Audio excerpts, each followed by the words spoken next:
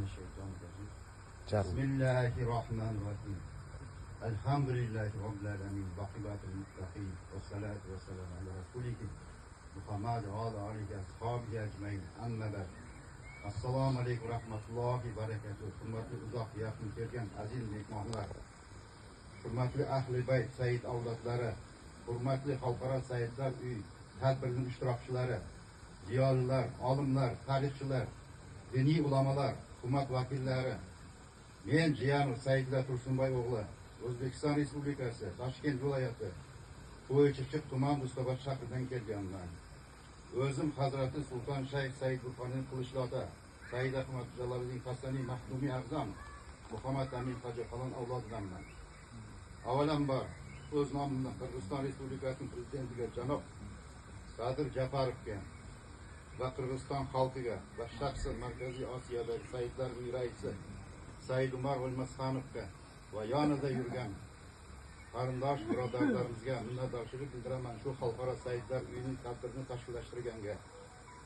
Bugun 10-may 2025-yil tarixiy kun desam bo'ladi.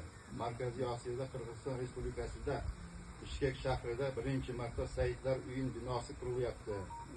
Shu bugun birinchi poydevori kapsula o'rnatyapti. Shu tadbirda dunyoning 4 tomonidan chet eldan mehmonlar qatnashyapti. O'z hissasini qo'shib, o'ylaymanki, shu binoni bitirgandan so'ng Saidlar uyi ochilishi tantanali ravishda bo'lib o'tadi.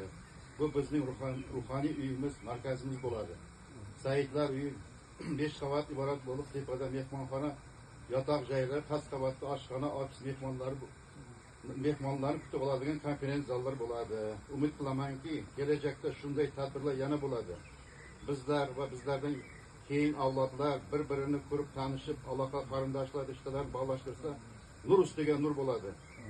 Shu avlodlar bilsinki, u chiqqan joylarni, ildizi kimga borib taqaladiganini, buyuk ota-bobolarimizning, ajdodlarimizning, avliyolarimiz tariximizning o'zining unutilmas nomini qoldirib ketgan Said avlodlari, Sulton Shayx Said Burhoniy Qilishloqda, Said Ahmad Jaloliddin Qasaniy Mahdumi A'zam, Affaq Xo'ja, Alixon Qurol Sag'uniy, Mir Said Baraka, Said Ota, Baquvvatdin Naqshbandi va boshqa bobolarimiz Allah bobolarimiz alohida aytishim kerak, shu Imom Najmiddin Umar Nasafiy Samarqandiy 800 yil Kandiya va Xo'ja Abulboton Jamol Maqomat yozilgan tarixiy kitoblarda Hazrati Sulton Shayx Said Burhoniy Qilishloqda va Said Ahmad Jaloliddin Qasaniy Mahdumi A'zam nomi keltirgan.